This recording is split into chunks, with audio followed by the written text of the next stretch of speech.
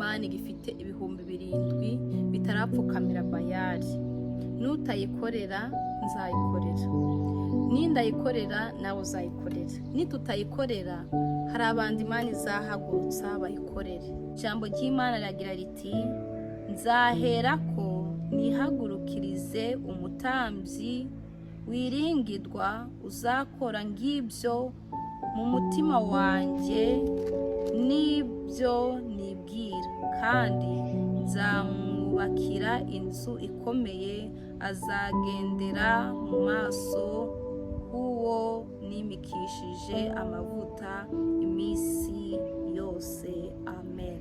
Impamvu Imana yabwiye aya magambo Eli, nuko Eli abahungu be bagendaga nabi, bangirizaga igitambo cyonswa cy'Uwiteka, bagakora ibiteye isoni,